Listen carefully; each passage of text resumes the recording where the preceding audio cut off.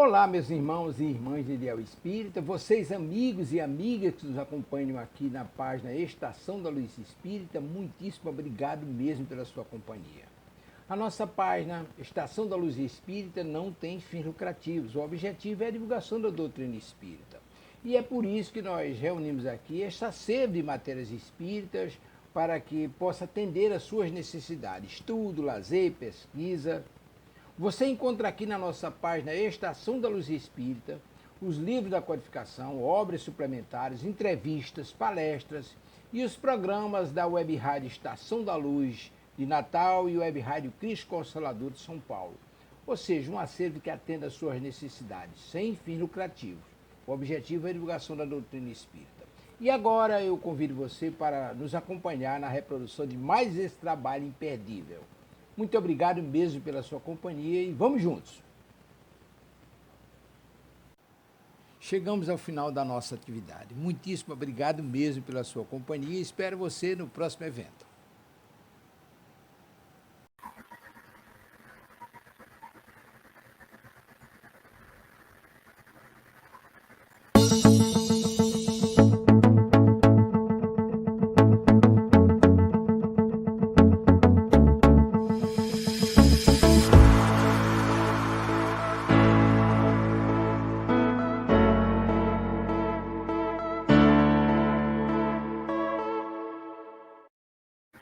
Olá, queridas e queridos amigos de Ideal Espírita. É com muita satisfação que iniciamos agora pela nossa Web Rádio Cristo Consolador mais um programa Aprendendo com os Clássicos. Nesse programa, nós estamos aprendendo com o clássico da literatura espírita, Nossos Filhos São Espíritos. Esse clássico que é de Hermínio Miranda, não é? E que nos traz tantas informações sobre como lidar com os nossos filhos, né? Que são, na verdade, espíritos reencarnando graças ao nosso auxílio, sob o ponto de vista, obviamente, do corpo material, né? Mas antes de nós iniciarmos nosso estudo da tarde de hoje, vamos cumprimentar os amigos que já estão aqui, né?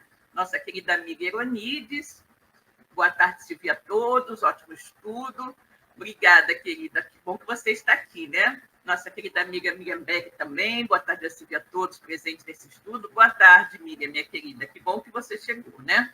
Muito bem. Como nós sempre fazemos, nós vamos elevar o nosso pensamento a Deus, todos nós que estamos aqui agora, e aqueles que estarão nos assistindo mais tarde, através do vídeo, que deixaremos gravado em nosso canal no YouTube. Vamos elevar o nosso pensamento a Deus e, junto, fazer uma pequenina prece, pedindo aos amigos espirituais que nos auxiliem na realização de mais um programa, né?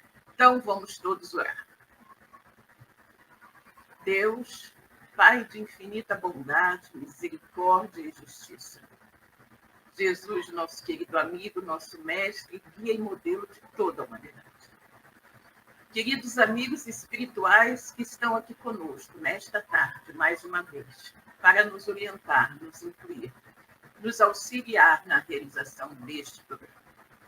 Muito obrigada pela presença amiga, obrigada, sobretudo, pela luz da doutrina espírita que ilumina as nossas vidas. Obrigada também pela bênção desta encarnação. Que todos nós, encarnados e desencarnados, possamos tirar o máximo proveito de tudo que será dito e estudado aqui no de hoje. E assim, em teu nome, Pai, em nome de Jesus, de todos esses amigos maravilhosos da espiritualidade maior que nos assistem, começa agora, pela nossa Rádio Cristo Consolador, mais um programa Aprendendo com os Clássicos, estudo do livro Nossos Filhos São Espíritos, de Hermínio Miranda, né? A nossa Miriam Beck aqui, nos lembrando, né, de deixar os likes, porque toda vez que vocês acessam os nossos vídeos e deixam, né, aquele joinha, né, aquele like, com um dedinho para cima, o YouTube entende que os nossos vídeos são bons e devem ser recomendados a outras pessoas, né? Então, isso é muito importante, porque faz a nossa doutrina espírita tão querida chegar cada vez mais longe e chegar cada vez para um número maior de pessoas, ok? Muito bem, nós hoje vamos começar um novo capítulo do nosso livro, né?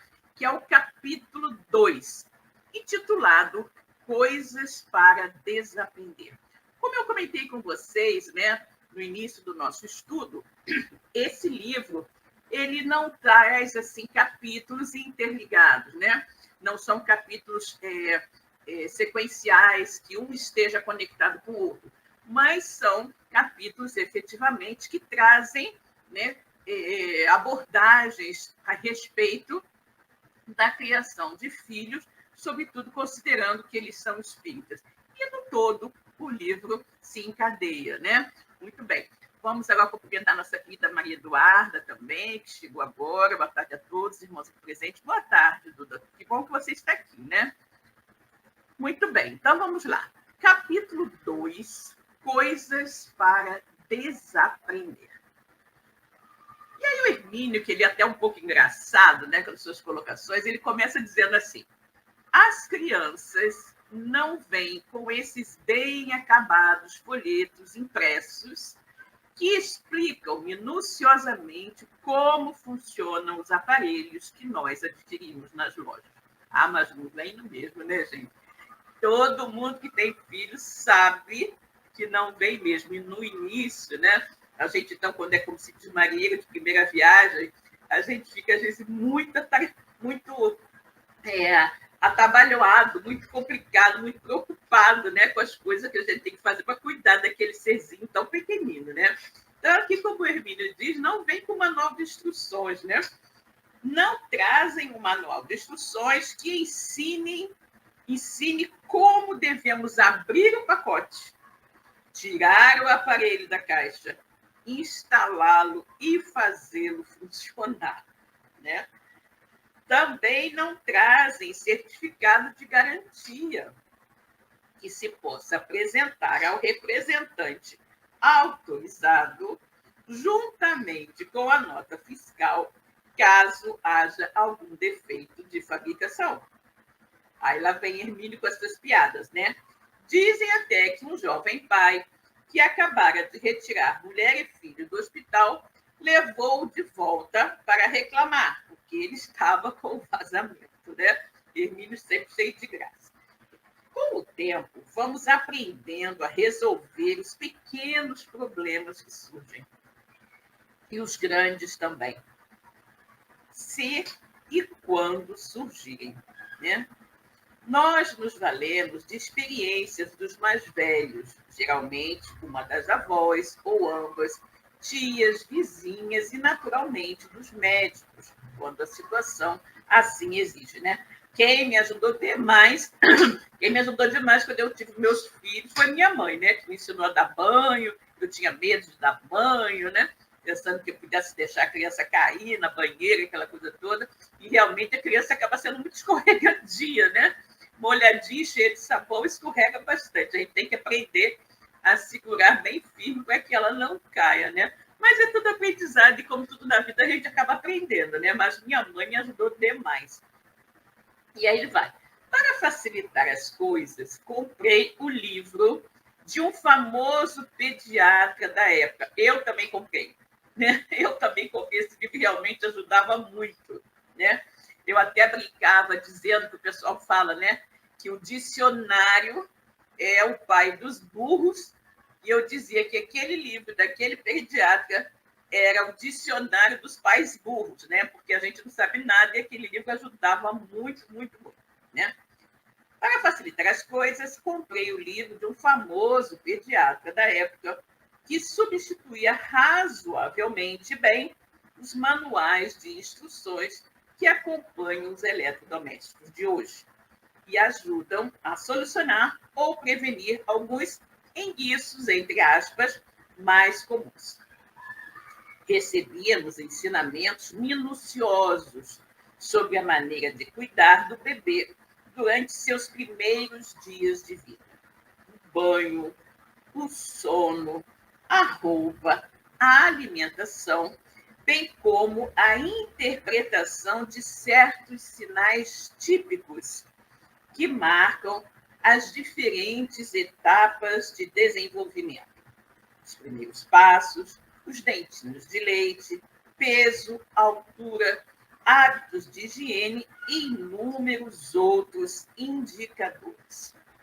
Toda essa logística tem por objetivo proporcionar aos pais uma criança sadia, para que nela se desenvolvam as faculdades nobres de inteligência, vivacidade e boas maneiras. Para que ela seja, enfim, uma pessoa útil a si mesma e à sociedade na qual está começando a viver. E na qual vai se envolvendo cada vez mais na escola, em seus diversos níveis, e depois no trabalho, no relacionamento com a família, com os amigos e tudo mais. Realmente, todos esses elementos são da mais alta relevância e de imediata aplicação naquilo que constitui praticamente um projeto, que é o de criar uma criança, proporcionando-lhe todos os elementos possíveis a uma vida decente, equilibrada, normal e feliz. Isso, contudo, é apenas parte do problema, uma vez que continuam sem resposta muitas das mais relevantes questões que podem ocorrer à mãe e ao pai da criança. Exatamente. Agora vamos chegar ao ponto, né, gente? Em suma, temos livros, né? Temos livros de obstetras, psicólogos, psiquiatras e pediatras. Mas onde encontrar obras espíritas, ou melhor, obras escritas por espiritiatras, não é? Entre aspas, os espiritiatras, né? Porque tem, né? Ele fala, temos livro de obstetras, né? Psicólogos, psiquiatras, pediatras, mas onde encontrar obras escritas por espiritiatras? Aí a gente não tem, né, gente? Aí a gente não tem. Esse livrinho que nós estamos estudando agora é o que de melhor a gente encontra nesse sentido, né? Nesta temática. Vamos cumprimentar aqui nossa querida Maria Cláudia também, que chegou. Boa tarde a Silvia a todos. Eronide está nos fazendo aqui um comentário. Vejamos. Já eu não contei com a ajuda de ninguém, como até hoje não recebo ajuda humana, apenas de médicos. Olha só, minha querida, mas sabe o que acontece? As nossas missões, né? As nossas tarefas são sempre dadas de acordo com a nossa capacidade de enfrentá-las, né?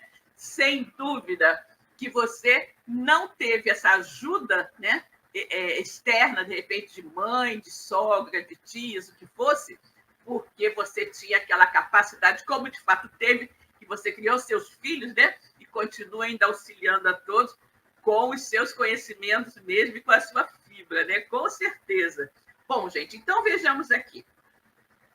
Enquanto o problema consiste apenas em dar este alimento ou aquele, dormir à tarde ou de manhã, vestir ou não agasalho, ventilar o quarto de dormir, tomar sol, tratar um resfriado ou dor de barriga, as opiniões variam, mas podemos chegar a um consenso, adaptado às nossas próprias condições e, obviamente, às do bebê.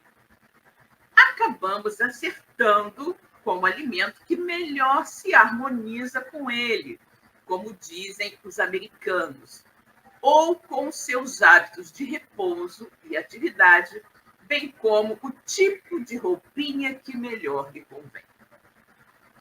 Mas e ele mesmo, como pessoa humana, como individualidade, como é?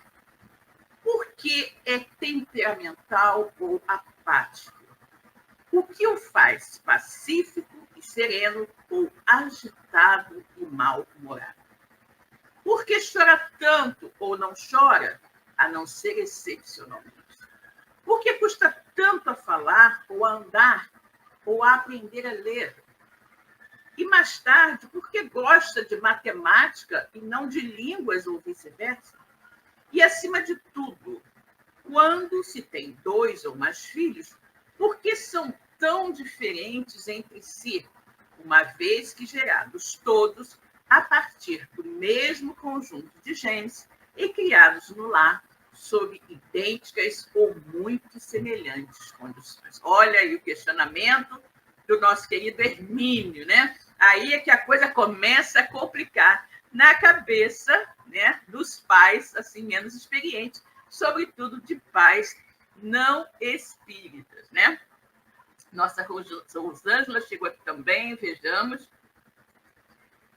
Boa tarde, Silvia, a todos presentes. Boa tarde, Rô. Que bom que você chegou, né? Muito bem. E aí, gente, ele vai. Afinal, quem são nossos filhos? O que representam em nossas vidas? E o que representamos nós na vida deles, além de simples relacionamento pais e filhos? Olha que pergunta fantástica, né? Olha só, vou até reler essas perguntinhas que o Hermínio fez, né? Ele diz, né? Como é que é? A gente sabe, de repente, essas coisas é mais fácil, a comidinha, a roupinha, temperatura, uma coisa ou outra, né? Mas aí ele vem, mas e ele mesmo, como pessoa, o bebê, né? Ele mesmo como pessoa humana, como individualidade, como é que ele é? Né? Como é que a gente vai descobrindo isso aos poucos? Conhecendo aos poucos as características do nosso filho. Por que temperamental ou apático? O que o faz pacífico e sereno, ou agitado e mal-humorado? Por que ele gosta de algumas pessoas e não de outras? Por que ele chora tanto ou não chora, a não ser excepcionalmente? Por que custa tanto a falar, ou a andar, ou a aprender a ler? Né? E mais tarde, porque gosta de matemática e não de línguas, ou vice-versa. E, acima de tudo, quando se tem 2 ou mais filhos, por que são tão diferentes entre si? Uma vez que gerados todos a partir do mesmo conjunto de genes e criados no lar sob idênticas ou muito semelhantes condições. Afinal, quem são nossos filhos? O que representam em nossas vidas? E o que representamos nós na vida deles, além do simples relacionamento pais e filhos, né? Vamos cumprimentar a nossa Arlene, que chegou também. Boa tarde a todos. Boa tarde, Arlene. Que bom que você chegou, né? Muito bem. E aí, gente, ele diz, longe de respostas mais claras e objetivas, ou pelo menos de hipóteses orientadoras, o que observamos no dia a dia das lutas e alegrias da vida é uma inaceitável coletânea de clichês obsoletos, ou seja, ideias preconcebidas e cristalizadas que, de tanto serem repetidas, assumiram status de verdades inquestionáveis, que vamos aceitando, meio desatentos, sem procurar examiná-las com mais profundidade. Exatamente. Né? Por exemplo, o Marquinho puxou o jeito enérgico da mãe, ou a Mônica herdou a inteligência do pai, ou o gosto da tia pelas artes plásticas, ou ainda o temperamento da avó Adelaida. Realmente, né, gente? Fala-se muito dessas coisas. Fala-se muito, muito, muito dessas coisas, né? E, obviamente, que isso não é verdade.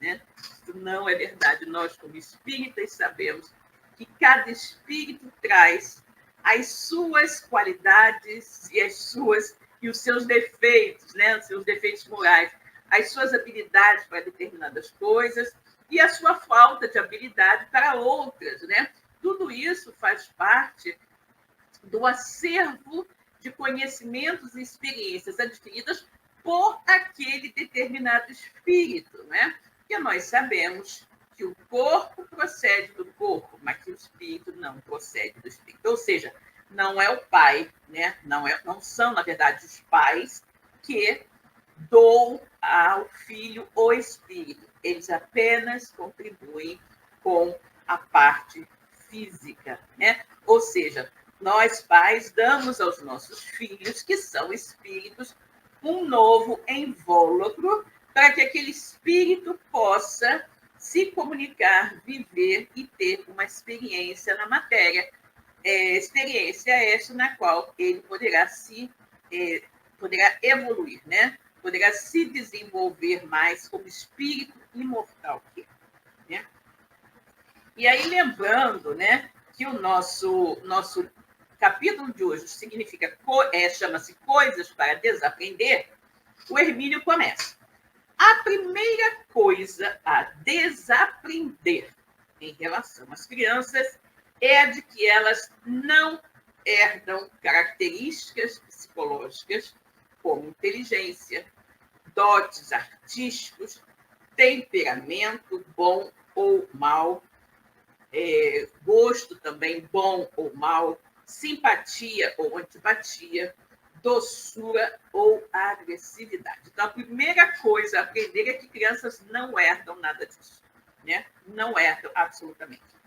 Cada ser é único, né?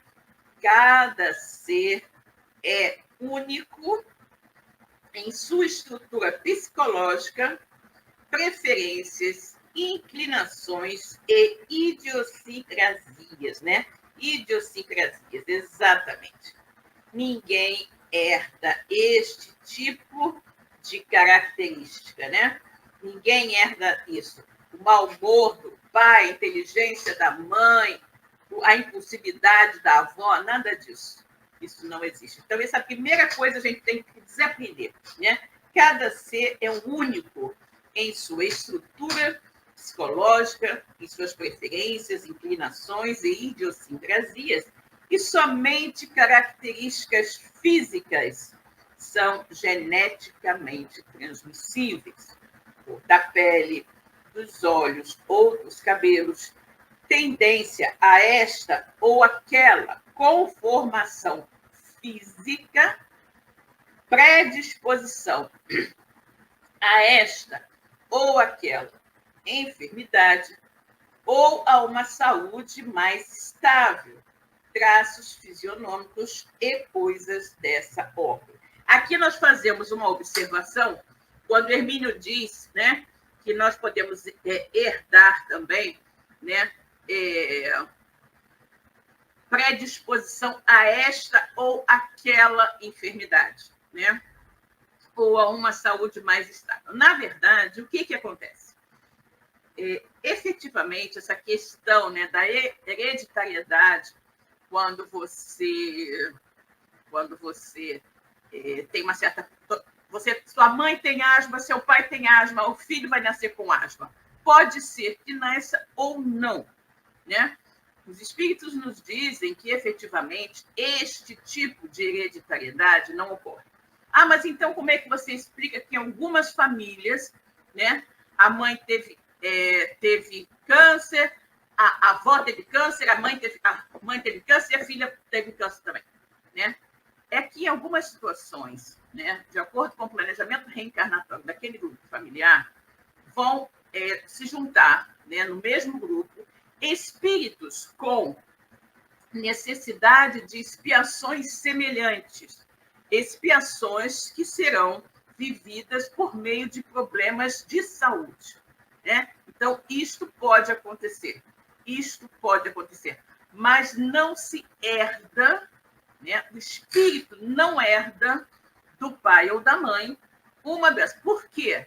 Porque, veja bem, vamos analisar sob a ótica espírita e vamos analisar sob a ótica da fé raciocinada.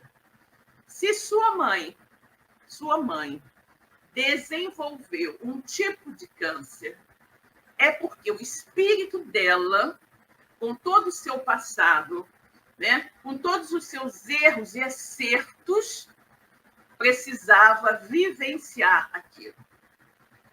No entanto, você, apenas por ser filha dela, né, não necessariamente vai herdar, vai ter aquela doença que ela teve por uma questão de reajuste, de acertos de contas com a lei divina, não é? Porém, se você tiver como ela, né, você espírito, tiver como sua mãe espírito, os mesmos erros a resgatar, possivelmente você também, né, irá vivenciar aquela mesma doença. Né? O que faz os homens materialistas acreditarem que as doenças são hereditárias, né? Que você vai ter determinado problema porque seu pai ou sua mãe teve. A probabilidade de você ter determinado problema é muito maior porque seu pai ou sua mãe, é quase que certo, né? Nós tivemos o caso da atriz americana Angelina Jolie, que porque teve, né, foi até uma coisa muito comentada na mídia na época, porque ela parece que foi a mãe dela teve câncer no seio, não sei se a avó também teve, mas a mãe teve câncer no seio, e ela, com receio de vir a ter câncer no seio, teria feito uma cirurgia para retirar as mamas, né, antes que o câncer viesse a aparecer, né? Viesse a aparecer. Então, é uma coisa que, sob o ponto de vista materialista, as pessoas encaram como real. Mas os espíritos já nos dizem que, com a análise espírita que nós fazemos, porque a nossa fé, como eu disse, é uma fé raciocinada, não existe, né? Não existe nenhum fundamento na justiça divina para um espírito, não é, que não tenha nenhuma dívida com relação a esse tipo de problema, receber por forma hereditária uma doença a qual não faz jus, tá? Então, isso não é correto, isso não é certo você acreditar que a hereditariedade é algo que existe, né? Que existe matematicamente, porque você pode ter casos de pessoas, e nós, com certeza, se formos pesquisar, nós encontraremos casos de famílias em que, de repente, a avó teve câncer, a mãe teve câncer, mas a neta não teve, né? Então, é isso. Algumas vezes, espíritos, né, se reúnem com as mesmas dificuldades e vão vivenciar o mesmo tipo de expiação, mas não necessariamente todos, ok? Vejamos aqui, e que acho que a Arlene, nós já cumprimentamos a Arlene, né? Mas se não cumprimentei, cumprimento de novo.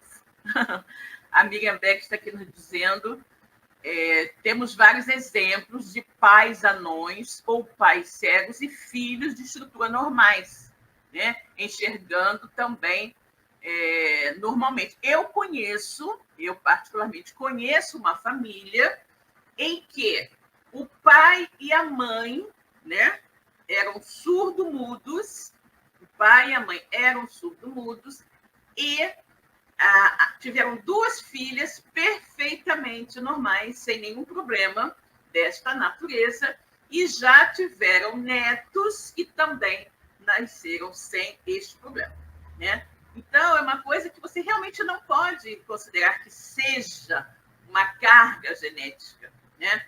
Porque a justiça de Deus, ela é perfeita e ninguém receberia, né, este tipo de prova, né, de expiação, se não precisasse dela, né? Então, não seria justo você analisar esse tipo de coisa pelo simples fato, né, de que sua mãe e seu pai eram surdos-mudos, então você vai ser, obviamente, surdo-mudo também, né? Então, efetivamente, isso não é verdade, tá?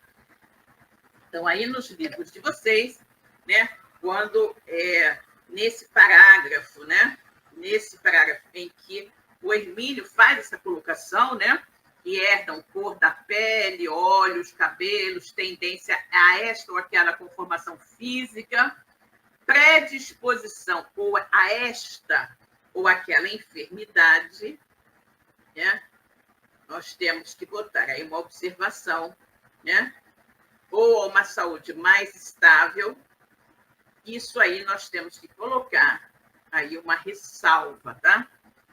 Você pode ter uma predisposição apenas por uma questão de semelhança kármica, mas não que seja uma herança genética, ok? Bom, quanto ao mais, não.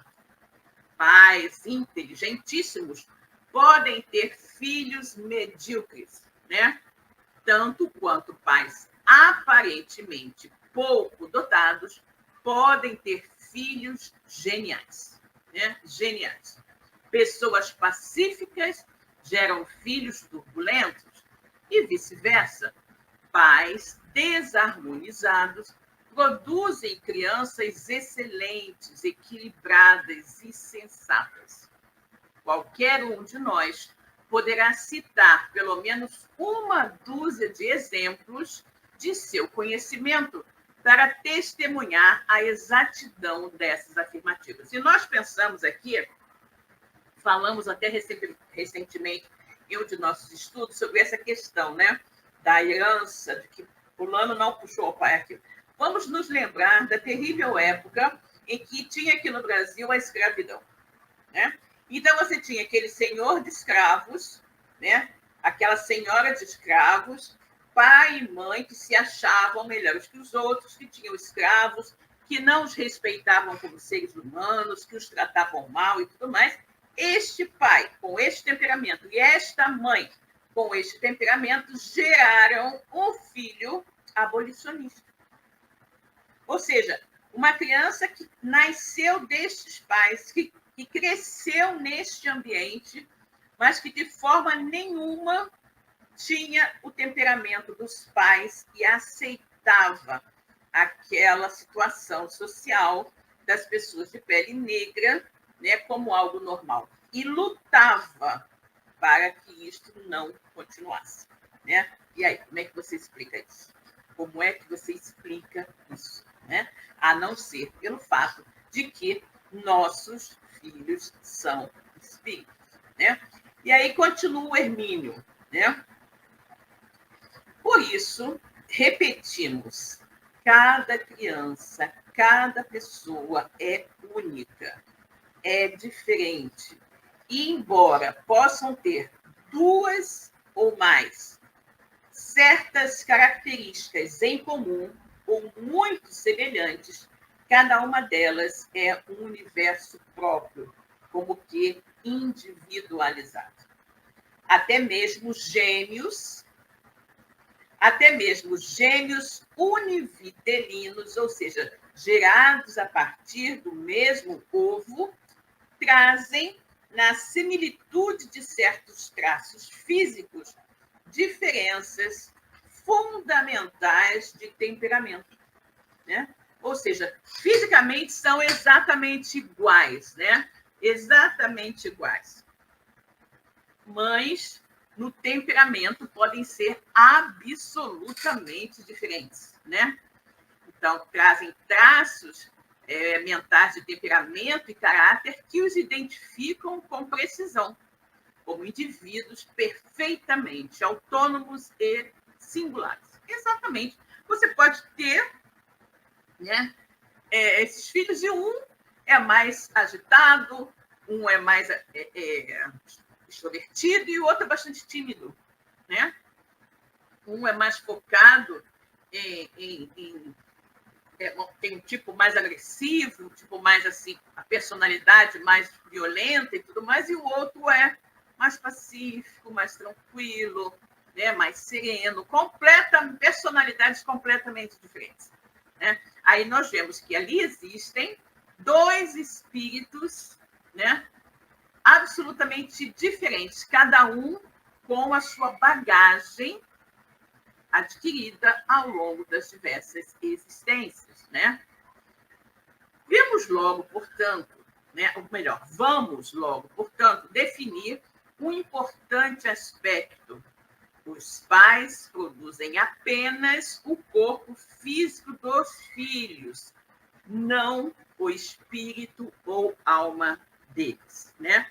Então, é justamente o que nós precisamos estar absolutamente conscientes, né, desta verdade. Os pais produzem apenas o corpo físico dos filhos, não o espírito ou alma deles. Aí, às vezes, você vê aqueles comentários assim, né? Meu Deus, esse menino foi trocado na maternidade. Não é possível. Não parece com ninguém aqui de casa. Tem esta personalidade que não é de ninguém aqui de casa. Como é que pode uma coisa dessa? Foi trocado. É aquelas besteirinhas que as pessoas ouvem, que é fruto da da falta de conhecimento, né, de quem fala, falta de conhecimento de quem está falando, né? E aí vamos lá. Outra coisa convém desaprender. Mais uma coisa para a gente desaprender. Logo, para abrir espaço para novos conceitos mais inteligentes, racionais e competentes acerca da vida. Ou seja, dessa história, né, esse ponto aí de que os pais produzem apenas o corpo e não o espírito dos filhos, é outra coisa para a gente desaprender, né? Outra coisa convém desaprender logo, para abrir espaço para novos conceitos mais inteligentes, racionais e competentes acerca da vida. Esses espíritos ou almas que nos são confiados, já embalados em corpos físicos, que nós mesmos lhes proporcionamos através do processo gerador, não são criados novinhos, sem passado e sem história. Isso é ótimo, né? Isso é outra coisa para a gente desaprender, né? Deus criou esse meu filho aqui novinho, acabou de criar, e sua alma, sua personalidade também é tão novinha quanto seu corpo. Não é assim. De forma nenhuma, não é assim, né? Então, eles já existiam antes em algum lugar. Tem uma biografia pessoal, trazem vivências, experiências, e aqui aportam para reviver e não para viver. Estão, portanto, renascendo e não apenas nascendo, né? Isto é muito importante, gente, é outro ponto, né? É outro ponto. Os espíritos que estão nos corpos, né? Dando vida aos corpos carnais dos nossos filhos, são espíritos, muitas vezes, muito mais antigos do que os nossos, né? São espíritos que já viveram inúmeras encarnações, já passaram por inúmeras experiências, né? E não espíritos novinhos que acabaram de ser criados. Não. São todos espíritos muito vividos que já passaram por inúmeras experiências. E, como eu falei, podem ser mais experientes que os próprios pais, né? Vejamos aqui o que Miriam tem a nos dizer.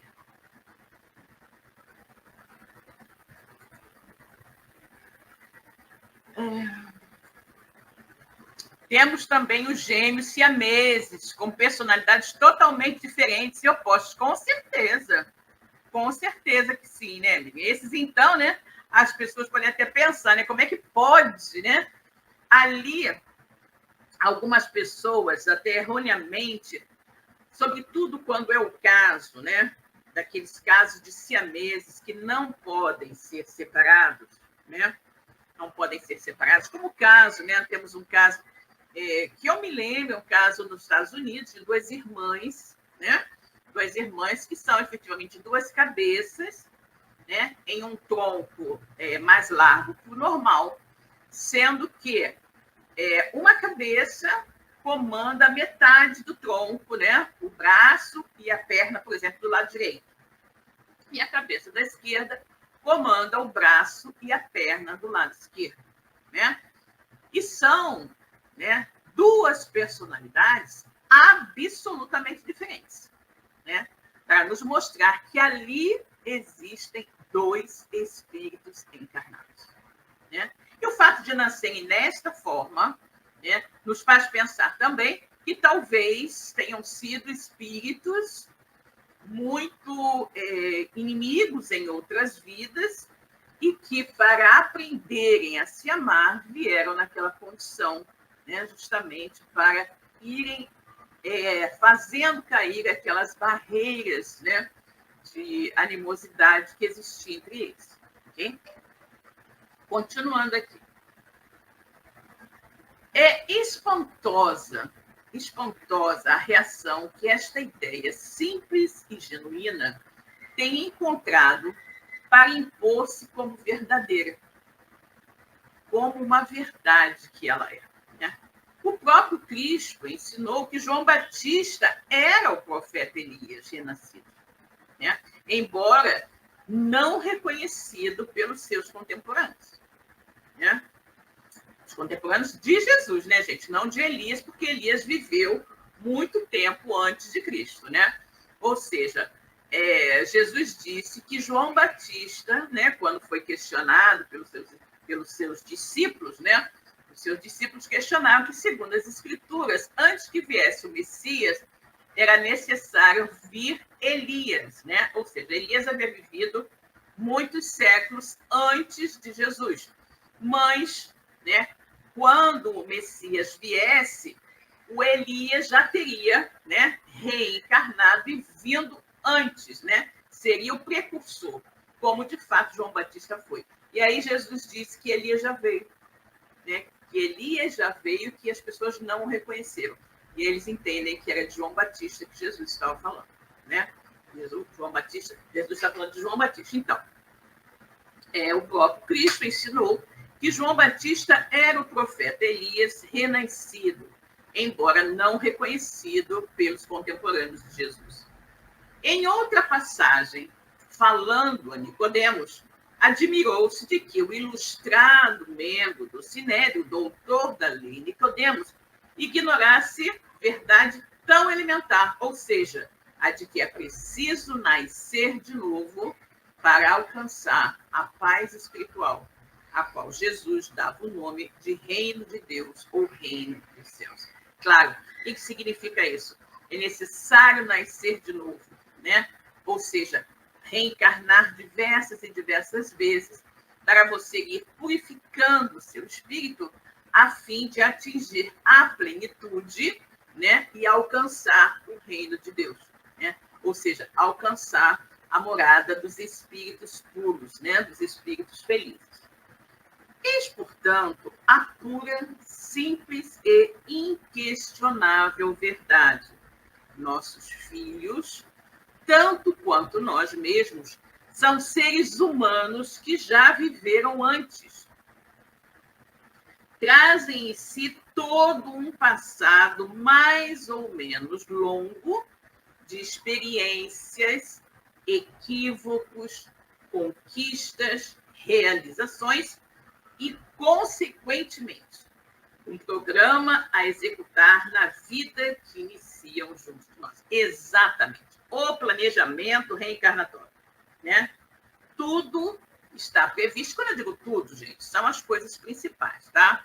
Não é que você vai levantar e dar um tropeção que isso esteja previsto no seu planejamento reencarnatório. Eu digo assim, a família na qual você vai nascer, o país, a condição financeira, a condição cultural, a condição de saúde, tudo isso é previamente previsto quando da elaboração do seu planejamento reencarnatório, né? Então, o que ele diz aqui, da mesma forma que não nos desintegramos no nada ao morrer, ou seja, que ninguém vira fumacinha depois que morre, também não viemos do nada quando nascemos de novo na carne. Ou seja, nós todos já existíamos antes do nascimento e continuaremos a existir depois da morte do nosso corpo físico, né?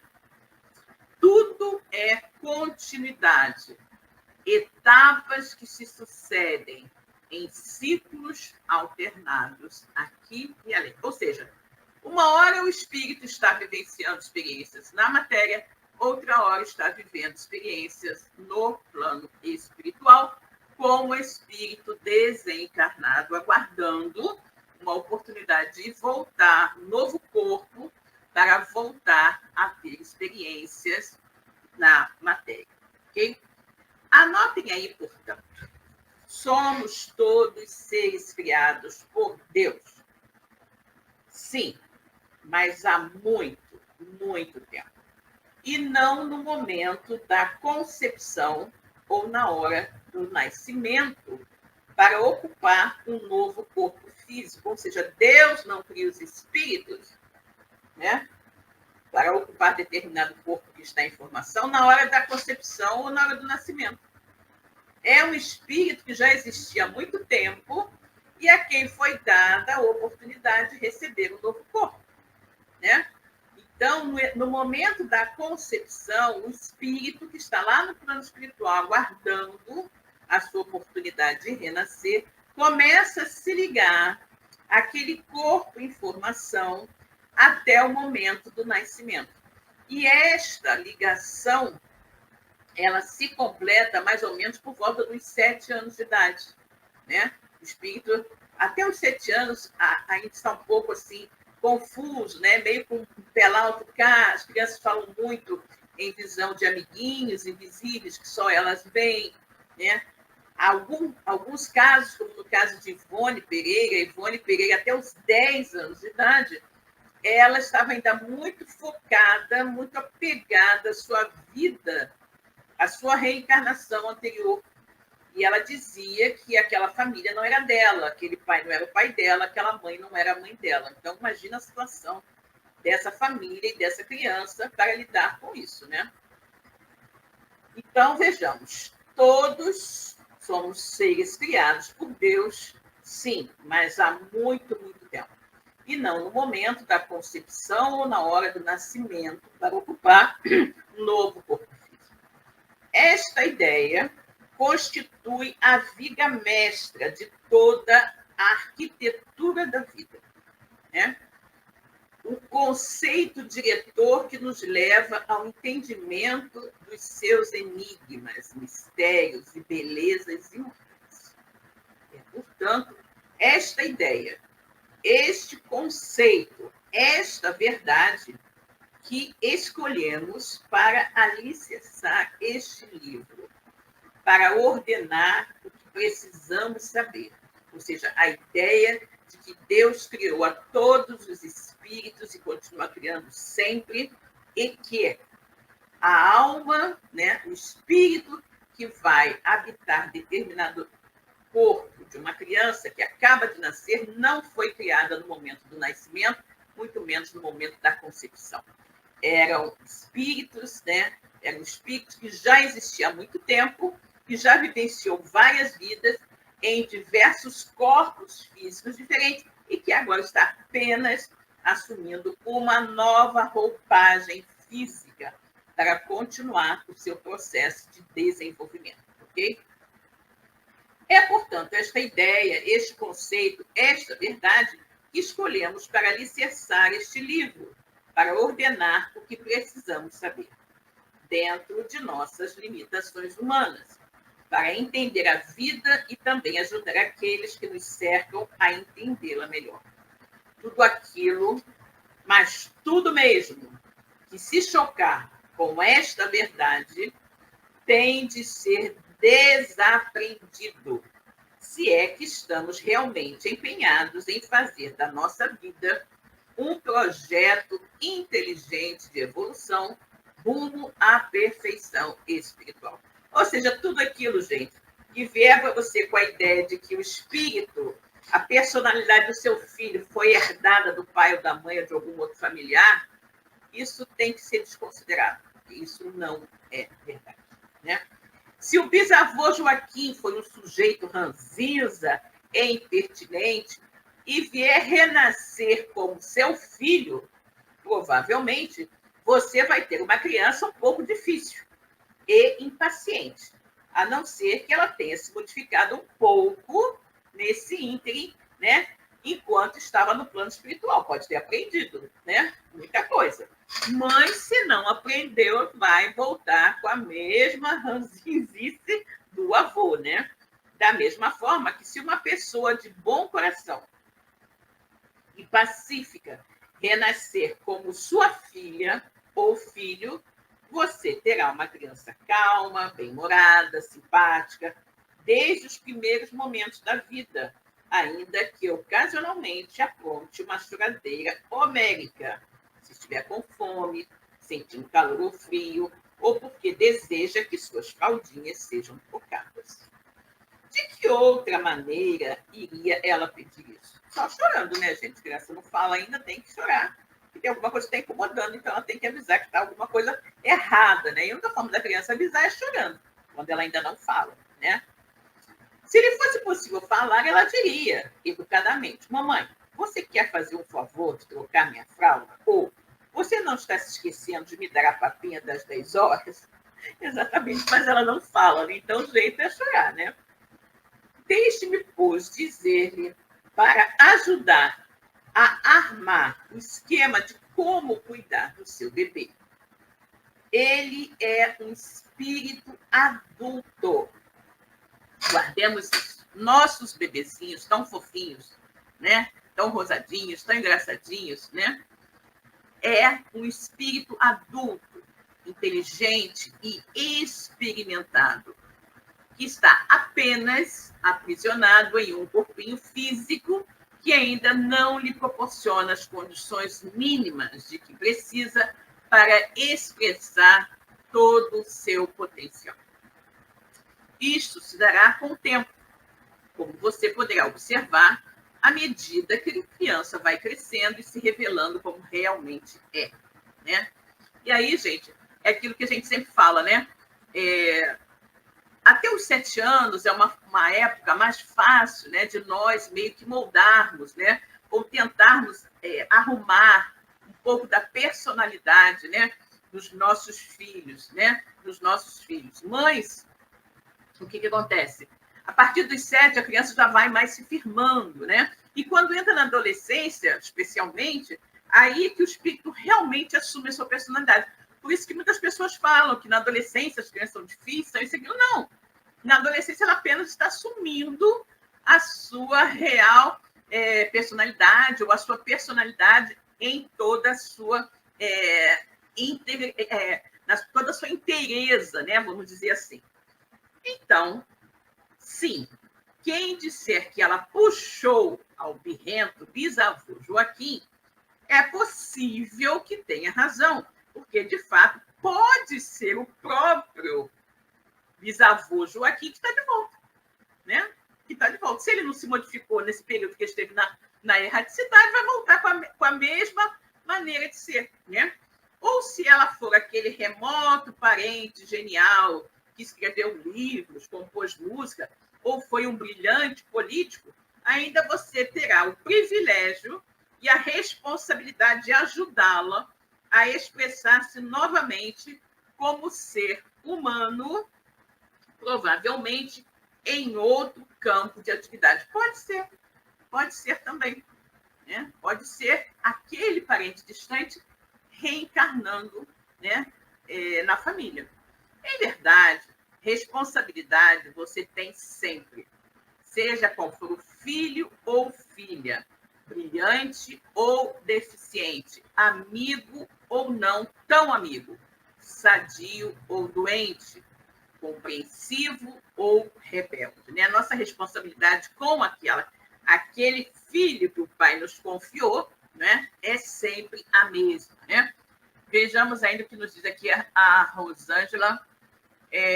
No caso de óvulos congelados, em que momento esse espírito começa a ser gerado? Não sei se consegui fazer entender a minha dúvida. Querida, o espírito não é gerado, né?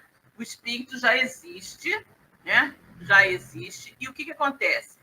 No momento em que, assim como quando está em estado de coma, né? Os óvulos congelados também não tem ali um espírito preso, congelado, para ver em que dia, em que momento que ele vai renascer. Né? O óvulo congelado, ele está ali, mas o espírito só vai começar a se ligar a ele no momento em que aquele óvulo for colocado em condições específicas para realmente se desenvolver. Né? Se desenvolver. Enquanto ele está ali apenas congelado, é como se fosse uma sementinha que ainda não foi colocada em solo fértil para crescer. No momento que isso acontece, o espírito, né, que for designado para animar aquele corpo que vai ser gerado daquele óvulo congelado, ele começará a se conectar com aquele óvulo, mas apenas no momento em que isso se der. Tá? Enquanto está lá o óvulo apenas congelado, não está. Tá? Não está. São situações diferenciadas que nós vamos examinando, né, e raciocinando e concluindo segundo os conhecimentos que os amigos espirituais nos oferecem, ok? Da mesma forma, também, muitas vezes, em que a pessoa que está naquele coma profundo, né, que está, às vezes, naquela vida vegetativa, anos e anos e anos, o espírito não fica, muitas vezes, ele não fica o tempo todo ali preso àquele corpo. Ele pode se desprender, como ocorre no momento do sono, e ir a outros locais, né? A outros locais. Mas, no momento em que aquele corpo tiver que acordar do coma, obviamente, o espírito estará lá, ok? Então, continuando aqui. Por alguma razão, né? Por alguma razão que um dia você saberá, ele foi encaminhado, aquele espírito foi encaminhado, foi atraído, né? Ou convidado para vir para a sua companhia, por alguma razão, né, gente? Tudo tem uma razão de ser, né? Dificilmente será um estranho total, cujos caminhos jamais tenham se cruzado com os seus no passado. Não se esqueça de que também você é um ser renascido. Exatamente, né? Sempre, sempre, sempre, né? Nas famílias, as famílias, os membros da mesma família se reúnem, né? Se reúnem por algum motivo, né? Ou por afinidades verdadeiras, né? São também famílias não apenas consanguíneas, mas famílias espirituais, ou por necessidade de reajuste, né? E existe ainda casos, né? Que é o caso de espíritos de ex-suicidas que vão renascer, e isso já é visto, nós temos isso no livro Memória de um Suicida. O suicida ele sempre vai renascer em uma família totalmente desconhecida, né? Totalmente diferente daquela onde ele viveu e se suicidou, né? Então, isso é um caso à parte, né, com relação à situação dos espíritos suicidas, ok? Bem, pessoal, chegamos ao final do nosso programa de hoje, sempre muito interessante, né? Com muitas coisas para a gente raciocinar, para a gente pensar, não é? Aqui nesse livro maravilhoso que é Nossos Filhos São Espíritos, sempre lendo tudo, né? Com muito cuidado, e sempre passando tudo pelo crivo da razão, né? Sempre passando tudo pelo crivo da razão e sempre, naturalmente, nos socorrendo dos conhecimentos já adquiridos com o estudo da nossa querida doutrina espírita, ok? Então, a todos, um ótimo final de tarde, né? Já estamos entrando na noite, então uma boa noite para todos. Fiquem com Deus e até a próxima semana. Tchau!